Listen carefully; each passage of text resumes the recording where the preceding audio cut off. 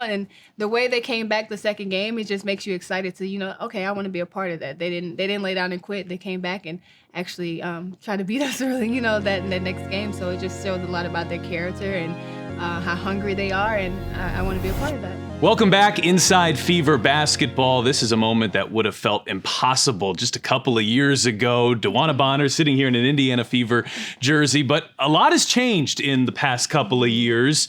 I'm sure there were plenty of teams going for your services, DeWanna, so why was this the right opportunity for you? I just feel like it was the location for one. My kids are literally right up the road, and I've spent a lot of time away from them, so that and the core that they have here now is just kind of want to fit in, be another piece of the puzzle, and hopefully bring the energy dynamic and take us to a different level in the playoffs. What excites you the most about this team that you're going to be joining? They have dynamic pieces in CC and Kelsey Mitchell and AB, Lexi Hall. They have a great core, so why not just add to that and try to take us to the next level in the playoffs. They were in first round, and I played against them in the first round. And the way they came back the second game, it just makes you excited to, okay, I want to be a part of that. They didn't lay down and quit. They came back and actually try to beat us early, that next game. So it just shows a lot about their character and how hungry they are, and I want to be a part of that. I want to get to that playoff series in a moment, but as you're making this decision, and you shared in your press conference, it was a difficult decision where you're going to go. Stephanie White, you've played with her before. The coaching staff, you know well. Amber Cox, you know well. How important was familiarity and those relationships as you're making this decision? It's huge for me because I do have two kids, and I want to be comfortable, and I want to make sure that I'm going to be taken care of, on and off the court. So Steph just made it easy. I don't have to learn a whole new system in year 15, so that's huge. And I feel like they just put me in great positions on the court that makes me successful and took my game to a different level. And now you're playing with these dynamic players, and hopefully I can take my game to an even better level. So all of that was a factor, and Amber I've been knowing for a long time, and she explained the vision here and where the Fever want to go, and I'm like, okay, yeah, I'm in. I'll be a part of that. This is a stat that I really like because I think it surprises some people. The most playoff minutes ever played in league history. 4th is Tamika Catchings, 3 is Diana Taurasi, 2 is Lindsay Whalen, and you are number 1. That experience to a young, maturing team, what can you provide?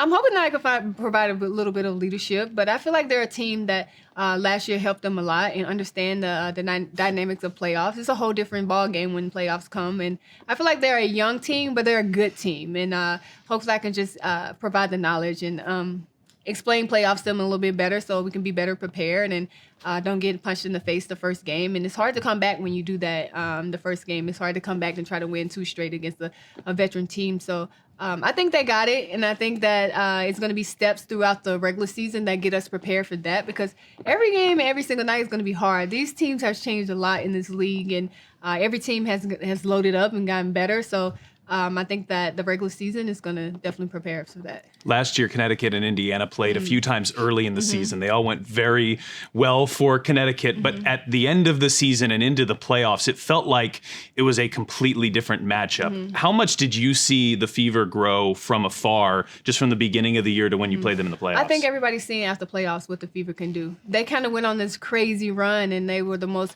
well-gelled team at that time. They went from the bottom straight, and they just kept trending. And it was like one of those teams you're like, man, you don't want to really see them in the playoffs. So we got the matchup, and I think our experience helped us very well. But that second game, they came out, and it was like, yeah, they just kind of went on this trajectory that was just like on the rise, and it was literally Fever on the rise during right after All-Star. So that's exciting. That's exciting for me to see, and that kind of helped me with my decision. You're one of the most fiery competitors in the league. Caitlin Clark is already establishing herself as one of those. You two had a moment in the playoffs, but I know you feel like that moment actually shows how well you guys can fit together too, right? I think it's just two competitors going at it. It's the playoffs, so you're trying to get any way to win that game to get to the next round. So I think she's a great player. I'm happy to be on the side of her now instead of guarding her. Of course, she's a dynamic player, and you see that and what she's done in her rookie year. And I'm actually excited to see what she's going to do her second year in the league with a little bit, more experience and understanding it a little bit more. So, like I said, hopefully I can make her job a little easier and she can make mine a little easier. But Yeah, I think she's a great person, and we, been kind of connecting here. We had a great workout this morning, and it was fun. She's a fun kid.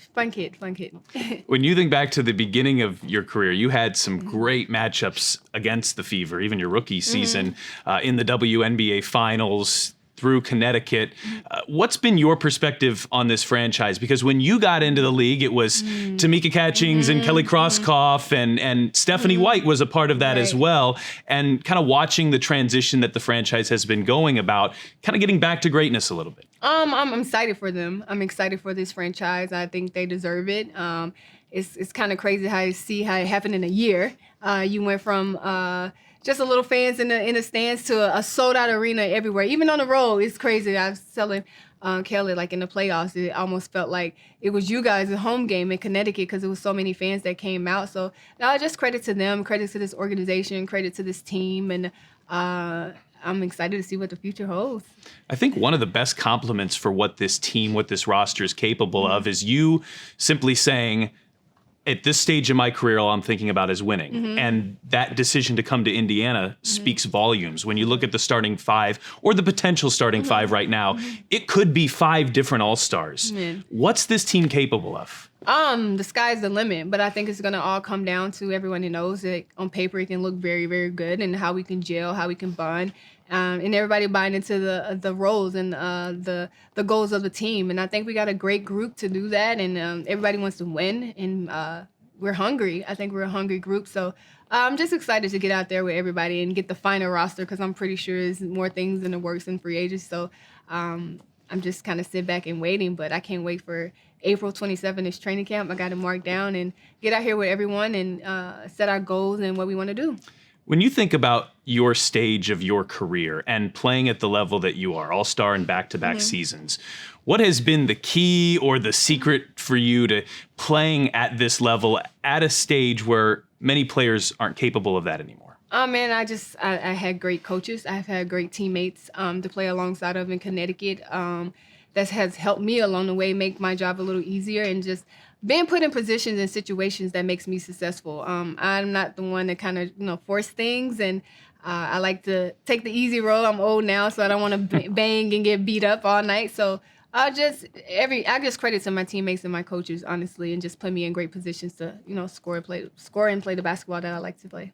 Want to get your thoughts on a few of your teammates that you'll be joining here, and you touched on her earlier, but let's start with Caitlin and the ability to share everything that is on the floor and off the floor with Clark. Yeah, she's just a smart player. You already see what she's done in her rookie season, and I think she gets the ball to people in the right positions to help them be successful. So that's huge, and I'm hoping that I can give her a little bit more leadership and knowledge for her to understand this league a little bit better. And like I said, when playoffs hit, she'll be ready. But I don't think you have to instill that in a lot of players, and she's one of them. I think she's kind of go back and study and see those things and figure it out herself, which just shows what type of player she is. So I'm excited to step on the court with her. I play with a lot of great players, so to also keep continuing to do that, and I'm just so excited to see where her second year is going to go. I'm excited. Her first year was insane.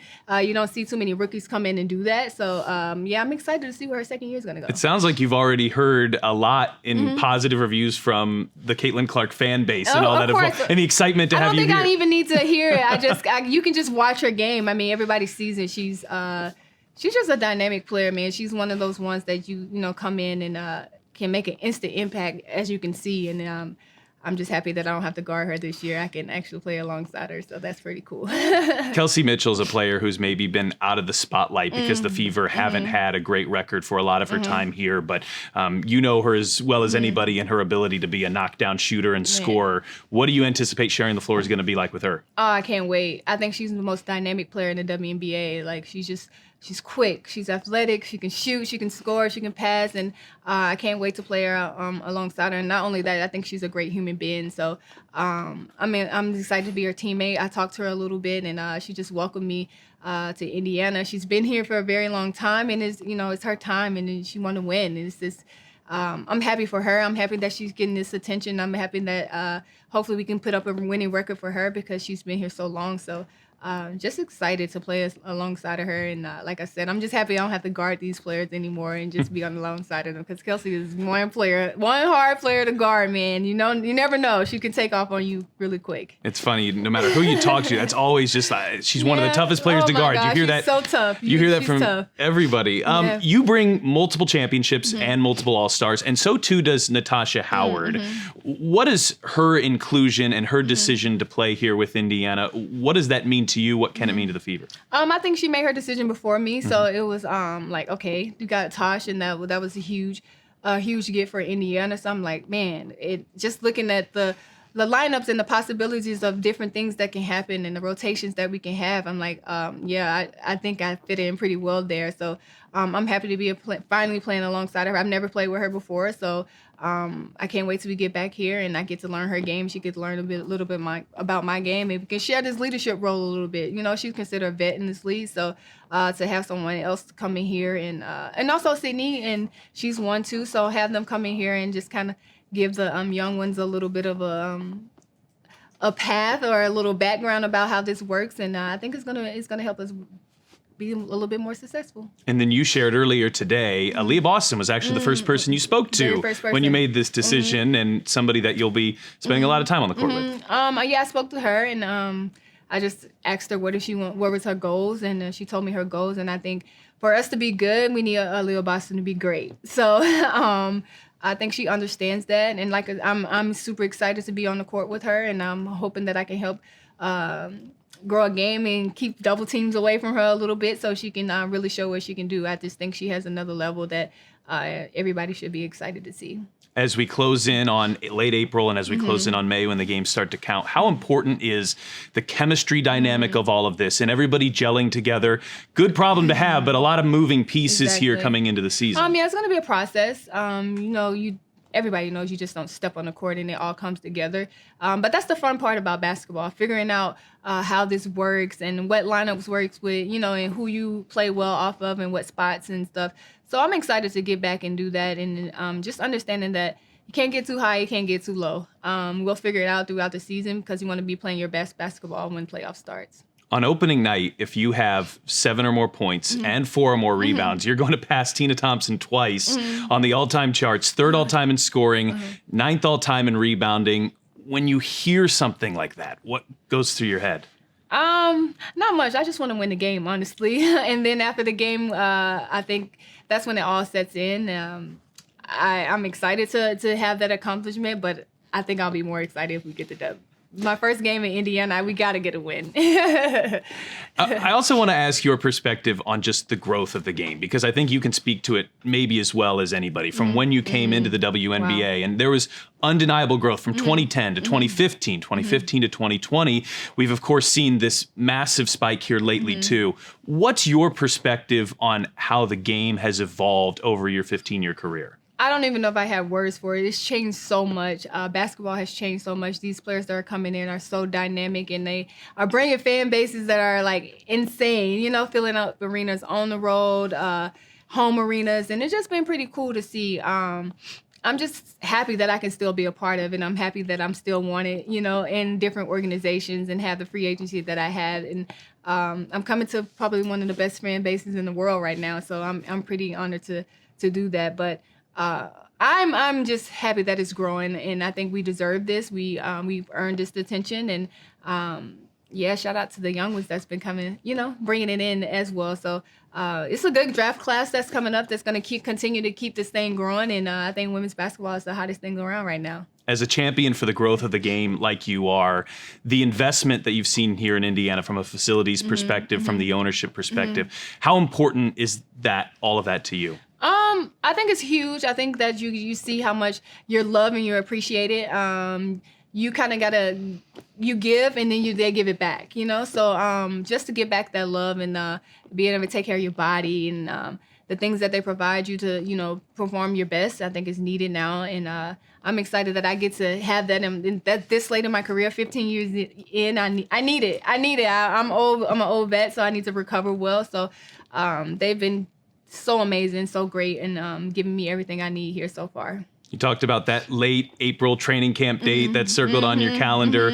What do the next couple of months look like for you until you get there? I'm training. I train a lot. I take care of my body in off season. I train about 4 or 5 days a week, and I'm in the gym a lot and trying to get ready because, like I said, there's a lot of young guns out there now that they want to take your spot, and I don't blame them. But it's gonna be hard because I'm gonna go after it just like I did, 15 years ago, and I'm excited to be in another training camp. I'm excited to be in a training camp with these players and these young players that are just hungry. I think we're going to have a competitive training camp. It's going to be intense, and I think that's just going to prepare you for, steps in May and so on and so on. Final thought here. You've got a lot of people watching that were Fever fans and have been Fever fans for a long time and remember you back at the beginning of the career. Yeah. Maybe even you ripped their hearts out a little bit back in 2009. No, not me. But also a lot of new fans that have joined in the last couple of years too. So what's your message to the entire Fever fan base here as you join the Indiana Fever? That's a lot of pressure.